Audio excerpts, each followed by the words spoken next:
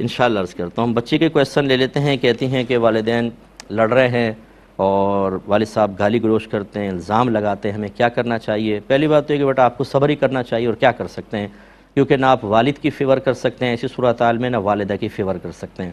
اچھی طرح یاد رکھیں کہ جب ماں باپ میں جھگڑا ہو تو ان کا معاملہ اللہ کے سپرد کر دینا چاہیے. اولاد کسی ایک کی فیور میں دوسرے سے بدتمیزی کرے گی تو جہنم کا راستہ ہے.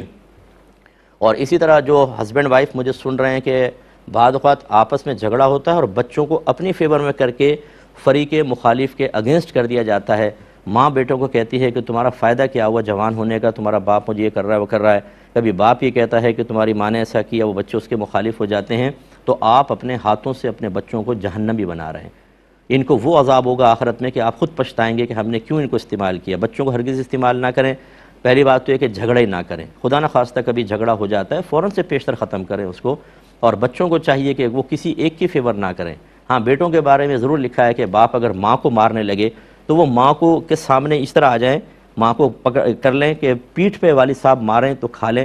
یوں نہیں کر سکتے کہ سینہ باپ کی طرف کر کے اس کا ہاتھ پکڑ دیں یا دھکا دیں باپ کو، یہ نہیں کر سکتے.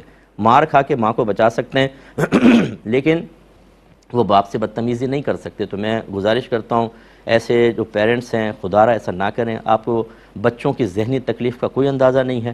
آپ لڑتے ہیں، جھگڑتے ہیں، شاؤٹنگ کرتے ہیں، ایک دوسرے پہ الزام لگاتے ہیں. وہ بچے مطلب ڈپریسڈ ہو جاتے ہیں بیچارے، اسکول جاتے ہیں، ان کی ذہنی نشو و نما صحیح نہیں رہتی، ان کی شخصیت کی تکمیل نہیں ہو پاتی. وہ ان چیزوں کو دیکھ کر پھر وہ چیزیں ذہن میں محفوظ ہو جاتی ہیں. جب ان کی شادیاں ہوں گی وہ خود ایسا پریکٹیکل کریں گے. کیوں اپنے ہاتھوں سے اپنے بچوں کو تباہ کرتے ہیں ہم لوگ؟ تو یہ بچوں کو چاہیے کہ صبر کریں اور والدین کو چاہیے کہ عقل کا دامن تھامیں. ایک مختصر سا بریک